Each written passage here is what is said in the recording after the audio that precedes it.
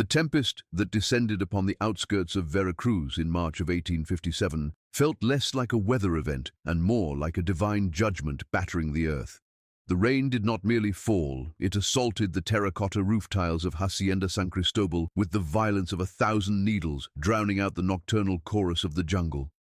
Inside the main house, the air was thick, suffocatingly heavy with the commingled scents of damp sugarcane, stale tobacco, and the copper tang of impending tragedy. Don Rodrigo Santovenia, the patriarch of this sprawling empire of sugar and sweat, paced the length of the corridor with the rhythmic, maddening cadence of a caged predator. He was a man carved from the harsh logic of the colonial era, obsessed with legacy, lineage, and the projection of absolute power. For hours, he had listened to the agonizing screams of his wife, Doña Mariana, piercing through the thick adobe walls, sounds that signaled the arrival of the heir he had demanded from God and fate alike. He did not wait as a husband concerned for his partner, but as a monarch awaiting a successor who would one day command the peons, ride the stallions, and rule the harvest with an iron fist. When the screaming finally ceased, replaced by a silence more terrifying than the noise, the heavy oak door creaked open. Dr. Montes emerged into the dim hallway light, wiping blood from his hands with a cloth that had once been pristine white. The physician's face was the color of old ash, stripped of all professional composure. He looked at Don Rodrigo, not with the joy of a bearer of good news, but with the terrified hesitation of a man who knows he is about to deliver an insult to a tyrant. Rodrigo stopped his pacing, his knuckles white as they gripped the silver head of his cane. He demanded an answer without pleasantries, his breath held in his chest like a dam holding back a river. Montes stammered, his voice trembling as he broke the silence that hung between them. "It is a boy, Don Rodrigo," he began, the words tasting like bile. "But there is a complication, a grave one." The hacienda owner felt the floor tilt beneath his polished boots. The doctor continued, speaking rapidly as if to get the horror out before he lost his nerve. "The child has a severe malformation. His left leg, the femur did not develop. It is twisted, short. He will live, Don Rodrigo, but he will never walk like other men. He will be a cripple, dependent on aid, perhaps for the entirety of his existence." The revelation struck Rodrigo with the force of a physical blow. For decades he had constructed a mental image of his son, a Santovenia in the truest sense, tall, commanding, sitting high in the saddle, inspecting the cane fields with a gaze that made workers tremble. He pushed past the doctor, entering the birthing chamber with a violence that made the candle flames dance wildly. The room smelled of sweat, vinegar, and the metallic scent of birth. Doña Mariana lay turned toward the wall, her body racked with sobs that spoke not of maternal love, but of profound shame. The midwife, an elderly indigenous woman with eyes that held the ancient sorrows of her people, was wrapping the infant in stained linens. Rodrigo ripped the blanket away with a snarl. The truth was undeniable and grotesque to his proud eyes. The infant's left leg was contorted, the foot turned inward at an impossible angle, the limb withered and short. It was not the limb of a master. It was, in his eyes, a mark of divine disfavor, a stain on a bloodline that prided itself on perfection. "Take it away," Mariana whimpered from the bed, her voice laced with disgust. "Tell the priest he was born dead. I will not look at him. I will not nurse a monster." In the heavy silence of the room, a conspiracy was born, a murder committed not with a knife, but with ink and paper. Rodrigo looked at the helpless infant, whose dark, alert eyes seemed to stare back with an unsettling intelligence, as if judging the father who was rejecting him. The gaze unsettled Rodrigo. It was too human, too aware. He turned his back on the child, his decision hardening into cold steel. "Doctor," he commanded, his voice devoid of emotion. "You will write the certificate immediately, stillborn, malformation incompatible with life. That is the official story." When Montes hesitated, stammering about the law and the sanctity of medical oaths, Rodrigo turned on him with the full weight of his influence. He threatened the doctor's livelihood, his reputation, and his safety within Veracruz, painting a bleak picture of a future where Montes would be destitute and hunted. Under the crushing weight of the hacendado's power, the doctor's conscience crumbled. He sat at the small writing desk, his hand shaking as he dipped the quill into the inkwell and formally erased the existence of the living child, condemning him to the oblivion of a bureaucratic death. As dawn approached, painting the sky in sickly shades of grey and bruised purple, Rodrigo moved through the muddy courtyard carrying a bundle that squirmed against his chest. The rain had subsided to a drizzle, and the hacienda was wrapped in a mist that obscured the brutal reality of the labor camps. He headed toward the slave quarters, a collection of miserable huts where the air was permanently stained with wood smoke and exhaustion. He sought out Juana Morales. Juana was a woman of legendary stature among the workers, tall, with skin the color of deep mahogany and arms that could lift sacks of sugar that defeated grown men. But her strength was not merely physical, it was forged in the fires of loss. 3 years prior, she had buried her own infant daughter, a child born of violence and taken by fever, leaving a hollow space in her chest that no amount of labor could fill. Rodrigo found her tending a dying fire, her silhouette imposing even in the dim light. He did not see a woman. He saw a vessel for his secret, a creature of burden who knew how to keep her mouth shut in exchange for survival. Rodrigo turned and marched away, leaving footprints in the mud that the coming rain would soon wash away, just as he hoped to wash away the memory of his son. Juana was left alone with the condemned child. She looked down at him, and for the first time in years the ice around her heart began to crack. She saw the deformity, yes, but she also saw the fierce will in his dark eyes. He was a castaway thrown overboard by the very people who should have protected him. "They say you are a mistake," she whispered into the damp air, clutching him to her warmth. "They say you are dead, but the dead do not shiver." She remembered the name of the archangel, the healer she had prayed to when her own daughter was dying. "Raphael," she christened him, her voice low and fierce. "You will be Raphael, and I swear by the memory of my lost ones, you will not just survive, you will be strong, stronger than the leg they despise." In that moment, the bond was sealed.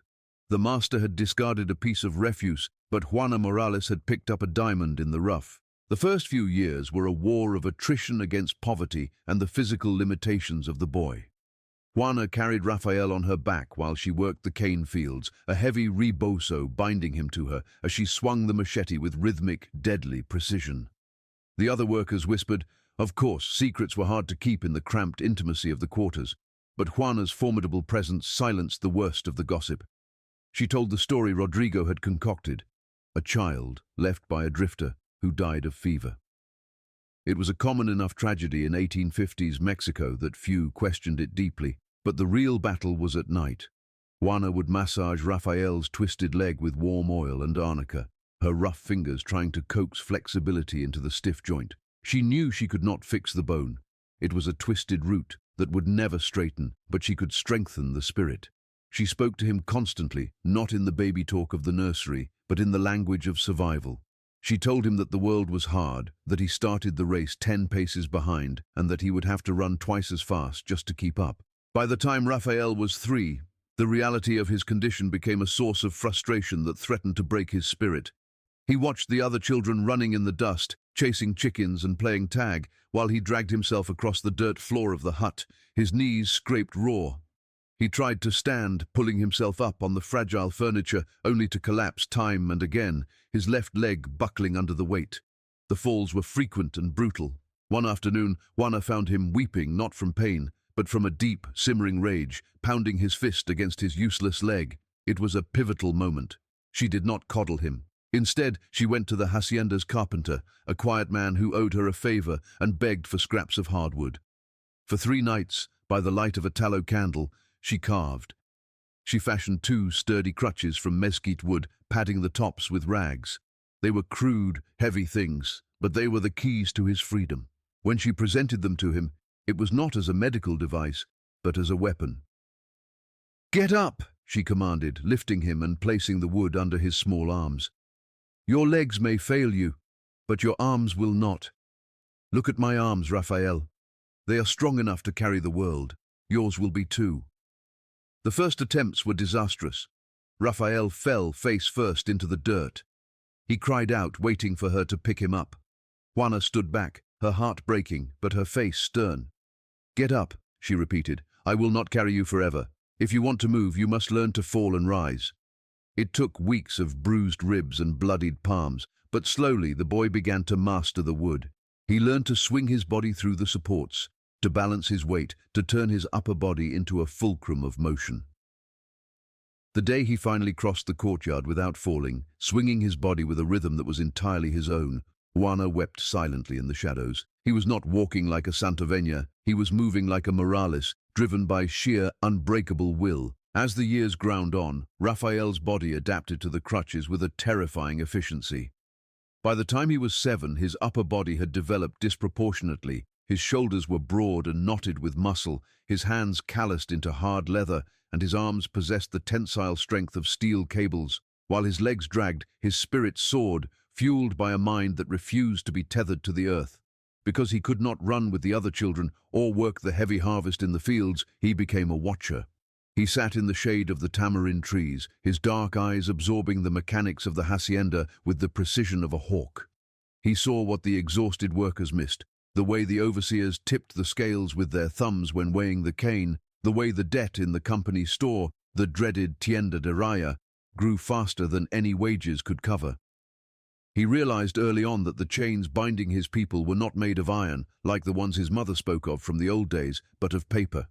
It was numbers, ledgers, and signatures that kept strong men bowed in servitude. This realization planted a hunger in him that no amount of maize or beans could satisfy. He wanted to decipher the code of the masters. The key to this code came in the form of old Tomas, a withered laborer whose back was bent into a permanent question mark. In his youth, before the fields broke him, Tomas had served as a sacristan in a city parish and had learned the forbidden art of reading. Sensing the burning intelligence in the crippled boy, Tomas began a dangerous game of tuition. Under the cover of moonless nights, behind the privacy of the woodpile, the old man would smooth out the dirt and draw letters with a stick. "This is A," he would whisper, his voice rasping like dry leaves. "It is the beginning. And this is L for libertad, though you won't find much of that here." Raphael devoured these lessons. He traced the shapes in the dust until his fingers bled, memorizing the architecture of words. The alphabet was a revelation.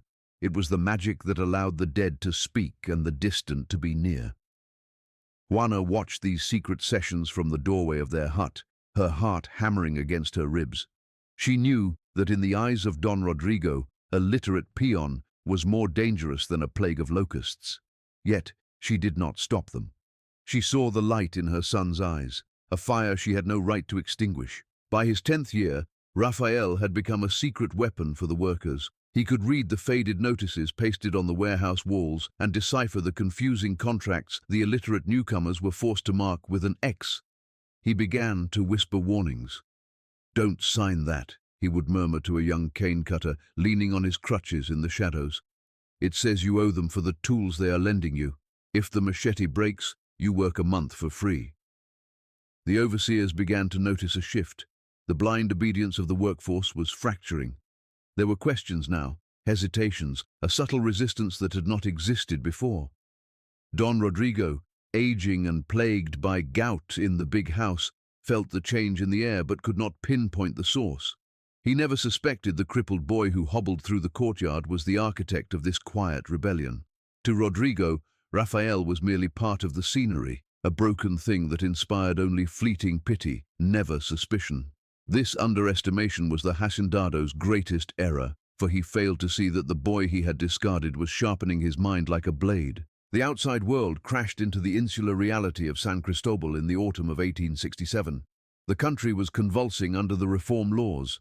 The liberals, led by Benito Juarez, were dismantling the old conservative power structures. A detachment of liberal soldiers, dusty and battle-hardened, rode into the hacienda to requisition supplies and inspect the labor conditions. Leading them was Captain Miguel Vasconcelos, a man with eyes that had seen too much war. As the soldiers overturned the grain stores, Vasconcelos walked the grounds. He spotted Raphael sitting on a crate, reading a tattered fragment of a newspaper that had been used to wrap fish. The sight stopped the captain cold. A peasant boy, crippled and dressed in rags, reading political commentary. Vasconcelos approached, his spurs jingling. "What do you make of the news, son?" he asked, testing the boy. Raphael looked up, not with fear, but with a steady, calculating gaze. "It says the law is changing, Captain. But out here, the law is just what the patron decides it is." Vasconcelos laughed, a dry, barking sound. "You have a sharp tongue. Keep it. Mexico is being born anew, and we will need men who can think, not just men who can obey." The soldiers' visit left chaos in its wake. The hacienda's administrative office had been ransacked as the troops searched for hidden assets. Papers were strewn everywhere, tax records, land deeds, birth registries, creating a sea of parchment on the floor. In a panic to restore order before Don Rodrigo saw the mess, the administrator, a lazy man named Alvarez who knew Raphael could read, dragged the boy into the office. "Sort this," Alvarez commanded, sweating profusely. "Dates in one pile, payments in another, and be quick about it or I'll take a switch to those legs." For the first time, Raphael was inside the sanctum of the enemy. The room smelled of old wax, cedar, and the dry musk of bureaucracy. He worked feverishly, his hands moving through the history of the hacienda. It was there, buried beneath a stack of invoices for mule feed, that he found it. A single sheet of thick official paper, embossed with the seal of the parish and the signature of Dr. Montes. The world seemed to stop spinning as Raphael read the document. Certificate of Death, March 24th, 1857, San Cristobal. The text was clinical, cold, and devastating. "It is hereby certified that a male child, legitimate son of Don Rodrigo Santovenia and Doña Mariana de la Cruz, was born dead. Cause, congenital malformation incompatible with life. The body has been disposed of according to sanitary rites." Raphael stopped breathing. The date was his birthday. The description of the malformation matched his own twisted leg perfectly. His hands trembled violently as he dug deeper into the pile, driven by a horrifying epiphany. He found a ledger of petty cash and charity. There, listed month after month for 13 years, were small, irregular payments to J.M., silence, and care. The initials of his mother, Juana Morales. The puzzle pieces slammed together with the force of a landslide. He was not a foundling. He was not the son of a dead peon. He was the heir to this kingdom of sugar and pain, and his own father had declared him dead to avoid the embarrassment of his existence. That night, the storm inside the hut was fiercer than the one raging outside. Raphael slammed the stolen death certificate onto the rickety table where Juana was mending a shirt. The candle flickered wildly. "Who am I?" he demanded, his voice cracking with the onset of puberty and the weight of betrayal. "Tell me the truth, or I will burn this paper and walk into the river." Juana looked at the document, and the strength that had carried her through a lifetime of servitude finally evaporated. She slumped, covering her face with her hands. "I wanted to protect you," she wept. "He wanted you gone. He wanted you buried. I chose to keep you, even if it meant living a lie." She told him everything, the stormy night, the rejection, the threat of death that hung over their heads like a guillotine blade. She explained that his anonymity was his shield, that being a nobody was the only thing keeping him alive. Raphael listened, his face hardening into a mask of stone. The tears he might have shed as a child were gone. In their place was a cold, lucid fury. He looked down at his twisted leg, then at the paper that claimed he was a corpse. "He killed me," Raphael whispered, the realization settling into his bones. "He used his pen to murder his son so he wouldn't have to look at me." He paced the small room on his crutches, the thud of the wood echoing like a heartbeat. "But he made a mistake, Mother. He created a ghost, and ghosts are dangerous because they have nothing left to lose." He turned to Juana, his eyes burning with a terrifying resolve. "I do not want his name. I do not want his love. But I will not let him die thinking he won. I am going to make him acknowledge that the thing he threw away survived." Juana reached out to him, terrified. "Raphael, he is powerful. He will crush you." Raphael picked up the death certificate and folded it carefully, tucking it into his shirt next to his skin. "He cannot kill a dead man, Mother. He already spent his power erasing me. Now, I am going to rewrite the story." The transformation was immediate. Raphael no longer walked with the tentative steps of a cripple. He moved with the arrogance of a predator who knows the terrain better than his prey. He began to hoard information with obsessive zeal. He stole into the office whenever Alvarez was drunk or absent, copying documents, tracing lines of inheritance, understanding the legal framework that held the Santovenia fortune together. He learned that the hacienda was heavily leveraged, that Rodrigo's health was failing, and that the vultures, creditors and political enemies were circling. Rafael realized that his father's power was an illusion, a facade held up by fear and tradition. If he could strike at the foundation, the legality of the will and the succession, the whole edifice would crumble. He began to prepare, not for a physical fight which he would lose, but for a war of words and laws. He was 13 years old, armed with a stolen piece of paper and a brain sharpened by injustice, and he was ready to bring the house of Santovenia down. By the autumn of 1870, the Hacienda San Cristobal smelled of rot. It was not the sweet fermentation of the cane, but a deeper, structural decay that seemed to seep from the very pores of the main house. Don Rodrigo Santovenia was dying. The gout had climbed from his feet to his knees, immobilizing him, while his heart fluttered like a trapped bird in his chest. But more than the physical ailment, it was a spiritual exhaustion that pinned him to his bed. He spent his days in a laudanum haze, watching dust motes dance in the shafts of light that pierced the heavy curtains. From his window, he had spent years watching the crippled boy grow into a man of startling intensity. He had seen Rafael defy gravity on his wooden crutches, and he had heard the whispers of the rebellion the boy was fomenting with his words. The secret he had buried in the mud years ago had not only sprouted, it was now casting a shadow over his entire legacy. One afternoon, when the pain was a dull roar, he made a decision that surprised even himself. He sent a servant not for his wife, nor for the priest, but for the cripple of the quarters. Rafael ascended the grand staircase of the mansion for the first time in his life. Every thud of his crutches against the polished mahogany steps was an act of desecration, a dirty sound in a pristine world. The servants watched him with wide, fearful eyes, crossing themselves as he passed. To them, he was a walking omen. When he entered the master's bedroom, the air was thick with the cloying scent of medicinal herbs and imminent death. Rodrigo lay propped up on pillows, his face a map of deep ravines carved by cruelty and regret.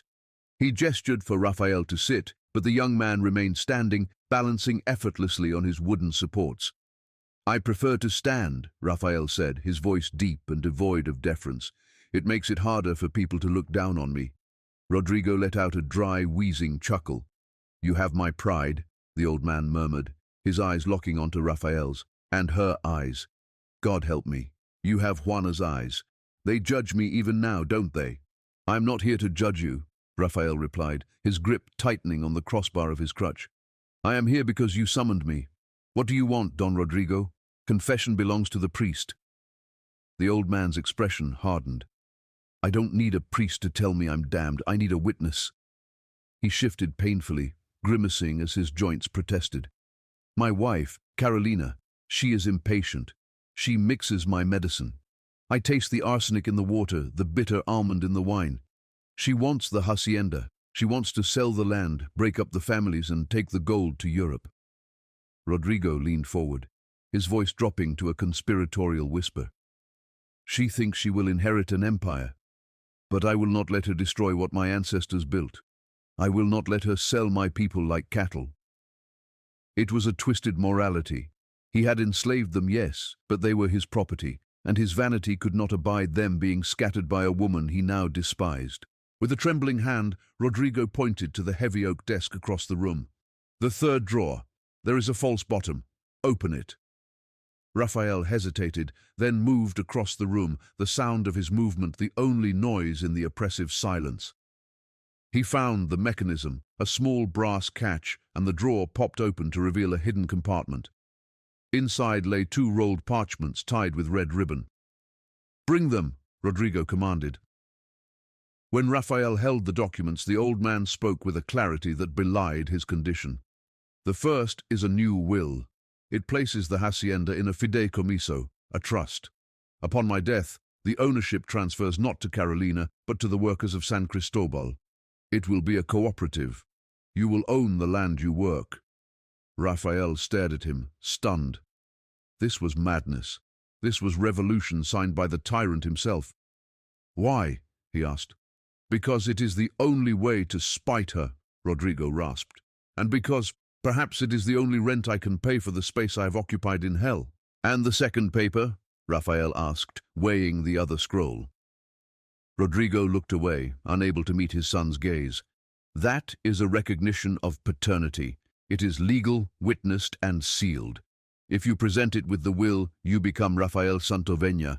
You become the heir. You can rule them or lead them. The choice is yours. The room seemed to shrink. The offer hung in the air, a name, a lineage, a vindication of every insult he had ever suffered. Raphael looked at the paper, then at the dying man. Slowly, deliberately, he placed the paternity document back on the desk. I will take the will, Raphael said, tucking the trust document into his shirt. I will save the land for the people who bled for it. But I do not want your name. Rodrigo flinched as if struck. It is a noble name, he hissed. It is the name of a coward who buried his son alive, Raphael countered coldly. I have a name. I am Rafael Morales. That name was given with love, not shame. It is the only one I need. Don Rodrigo died 3 nights later. The official cause was heart failure, but the blue tinge of his lips told a different story. The funeral was a lavish, grotesque affair. Politicians, clergy, and neighboring hacendados descended on San Cristobal like vultures, drinking the cellar dry and offering hollow condolences to Doña Carolina. She played the grieving widow with the skill of an actress, draped in black lace, her eyes dry and sharp as flint. Raphael knew this was his only chance.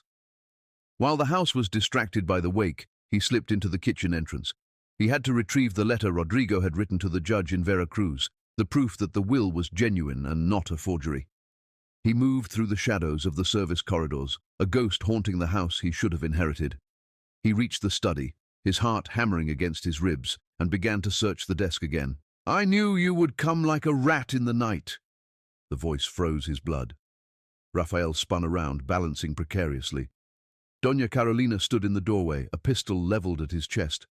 Behind her stood 2 of the hacienda's most brutal guards. He mumbled in his sleep, she said with a cruel smile, stepping into the room. He spoke of the draw, of the trust, of you. Did you really think I would let a cripple steal my fortune? She gestured to the guards. Take the paper from him, break his other leg, throw him in the river. The guards advanced, grinning. Raphael looked at the pistol, then at the oil lamp burning on the desk. He had no weapon, no escape route, and seconds to live. He didn't think. He reacted with the desperation of the cornered. He swung his crutch not at the guards, but at the lamp. The glass shattered, and the oil splashed across the curtains and the piles of dry ledgers on the desk. The flame roared to life instantly, a hungry orange beast that leapt up the wall. Fire! Carolina shrieked, recoiling from the heat. The guards hesitated, their instinct for self-preservation warring with their orders. In that split second of confusion, Raphael moved. He didn't run for the door, he ran for the window. It was a second-story drop. Suicide for a man with good legs, madness for a cripple. He smashed the glass with his shoulder and threw himself into the void, the heat of the inferno licking at his heels.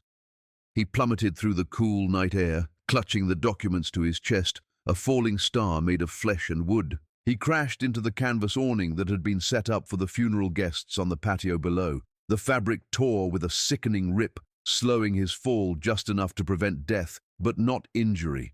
He hit the stone pavers with a bone-jarring impact that knocked the breath from his lungs and sent a spike of white-hot agony up his bad leg. He lay there for a moment, stunned, gasping for air, while above him the study window vomited smoke and flame. The screams from inside the house began to rise, mixing with the ringing of the alarm bell. "The house is burning! Catch him! Catch the arsonist!" He heard Carolina screaming from the balcony. Raphael gritted his teeth, fighting the blackness at the edges of his vision. His crutches lay splintered a few feet away. He dragged himself toward them, his body screaming, but his mind focused on one single word: run. He managed to stand, using the broken halves of his crutches as canes. He hobbled into the darkness of the gardens just as the first armed men burst out of the house. He made his way to the slave quarters, where Juana was waiting, her face pale in the moonlight. She saw the blood on his forehead, the soot on his clothes, and the broken crutches. "We have to go," he wheezed, collapsing into her arms. "I have the will, but she saw me. She will hunt us to the ends of the earth." Juana didn't ask questions. She grabbed a pre-packed bundle of food and a machete. "Then we run," she said, her voice steady as a rock. "To the river. It is the only way."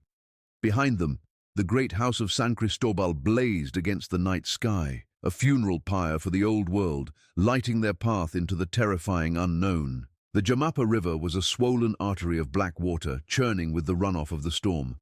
To the fugitives, it represented the only path that the hacienda's dogs could not track. On the muddy bank, obscured by reeds, Juana found a cluster of logs loosely bound together, a makeshift raft used by cattle herders to move strays. It was a suicide vessel, slick with moss and rotting at the bindings, but the baying of hounds in the distance left them no luxury of choice. "Get on," Juana commanded, her voice barely audible over the roar of the current. She helped Raphael scramble onto the unstable wood, his movements agonizingly slow without his crutches. He clutched the tin box containing the will to his chest as if it were the Holy Grail. Juana pushed them off, wading into the freezing water until the floor dropped away, and she hauled herself up beside him. The current seized them instantly. It was not a drift, it was a violent abduction. The world dissolved into a chaos of spray, darkness, and the terrifying groans of the timber beneath them. They were no longer mother and son. They were debris in the throat of the river. They had traveled less than a mile when disaster struck. A submerged rock, invisible in the darkness, sheared through the rotting vines holding the logs together. The raft disintegrated in a heartbeat. Raphael was thrown into the freezing churn, the water filling his nose and mouth with the taste of mud and terror. His heavy, deformed leg acted as an anchor, dragging him down into the silt. He thrashed, his lungs burning, the blackness closing in.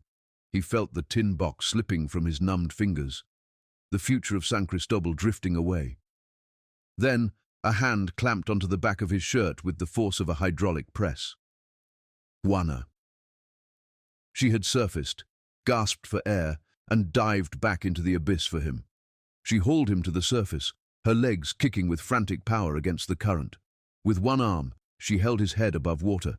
With the other, she snatched the floating tin box just before it vanished downstream. They washed up on a sandbar miles downriver at dawn, two half-drowned rats coughing up water and bile. They were alive, and they still had the paper. But Raphael's crutches were gone, swallowed by the Jamapa. The journey to Veracruz was a 3-day purgatory. Without his supports, Raphael was reduced to crawling or leaning heavily on Juana like a wounded soldier. They avoided the main roads, moving through the dense brush where the thorns tore their clothes to ribbons. In a small village, Juana ventured out to beg for food and returned with a grim face. "There are posters," she whispered, handing him a piece of stale tortilla. "They say we burned the hacienda. They say you tried to murder the widow. There is a bounty on our heads." The lie had traveled faster than they had. To the world, Raphael was not a hero. He was a monster, an ungrateful cripple who bit the hand that fed him. This injustice burned in Raphael's gut, hotter than hunger. He forced himself to walk on improvised branches Juana cut for him, ignoring the blisters that formed under his arms. "Let them paint me as a devil," he rasped, his eyes fixed on the horizon. "It will only make the truth shine brighter when I drop it on their table." Veracruz was a sensory assault. The smell of salt, tar and fish, the clamor of 1,000 voices, the masts of ships piercing the sky like a forest of dead trees. They entered the city at dusk, blending into the flow of indigenous traders and dock workers. They were invisible in their poverty. They found the offices of Judge Alfredo Mendoza near the Central Plaza, a building of imposing stone that smelled of authority. The secretary, a severe woman with spectacles, looked at the ragged, mud-stained pair with utter disdain. "The judge does not see beggars," she sniffed. Raphael did not flinch. He leaned on his stick, pulled himself to his full height, and placed the tin box on the counter. "Tell him the dead son of Rodrigo Santavena is here," he said, his voice ringing with a strange, calm authority. "And tell him I have the paper that proves ghosts can write wills." The secretary's mouth fell open. The name Santavena carried weight, even in the city. She disappeared, and moments later the heavy doors opened. Judge Mendoza was a man carved from the old liberal stock, grey-haired, sharp-eyed, and cynical about human nature. He listened to their story in silence, his fingers drumming on the mahogany desk. He took the documents from the tin box, handling the damp papers with the care of an archaeologist. He scrutinized the seal, the signature, the watermark. "The widow has hired the best lawyers in the state," Mendoza said finally, looking over his glasses. "She claims Rodrigo was insane. She claims you manipulated a senile old man. She claims you are an imposter." He paused, picking up the recognition of paternity. "This document, this would end the argument. If you claim the name, you claim the blood right. No judge would rule against a biological son." Raphael shook his head slowly. "If I take the name, I validate the system that created this mess. I validate the idea that only a Santovenia matters. Keep that paper.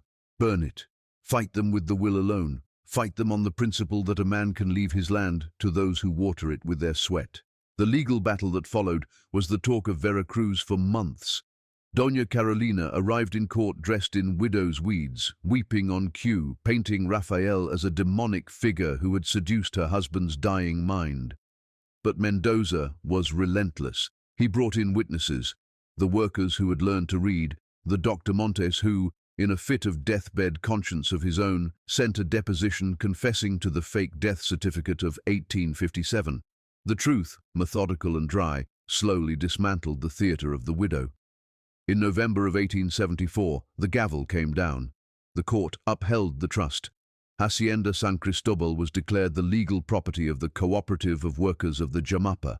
It was a verdict that sent shockwaves through the aristocracy of Mexico. A precedent had been set. The land could belong to the hands that worked it. When Raphael returned to San Cristobal, he did not ride in a carriage. He walked the final mile on proper crutches made of polished oak, a gift from the judge. The hacienda still bore the scars of the fire. The east wing of the great house was a blackened shell, but the fields were green and the mill was grinding. The workers gathered in the courtyard, uncertain, waiting for the new patron. Raphael climbed the steps of the ruin, turned to face them, and threw his crutches to the ground, balancing precariously on his one good leg.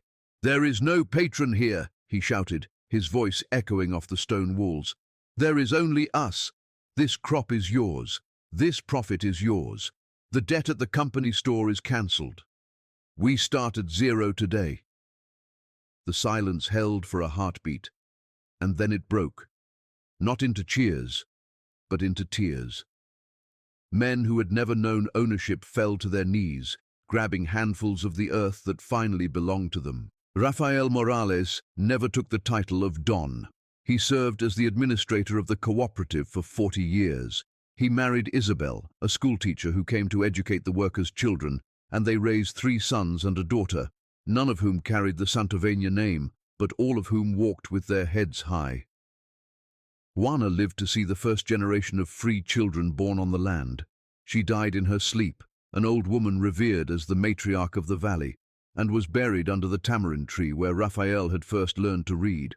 Her tombstone bore no dates, only the inscription, "She carried the weight so we could fly." Raphael led the cooperative through the turbulent years of the Porfiriato and died just as the Mexican Revolution was igniting the country in 1910, a revolution that was fighting for exactly what he had achieved in one small corner of Veracruz. Today, the shell of the old hacienda house is a museum. In a glass case centered in the main hall lie 2 objects: a yellowed, water-stained death certificate for a baby born in 1857 and a pair of crude, hand-carved crutches made of mesquite wood. Visitors are told the legend of the boy who was murdered by a pen and resurrected by a river. They are told that while Rodrigo Santovenia tried to leave a legacy of blood, he inadvertently created something far more durable. He created a symbol. The story of Raphael teaches that dignity is not inherited, it is forged, that the law can be a weapon for the weak as well as the strong, and that sometimes the most powerful step a man can take is the one he takes when he cannot walk.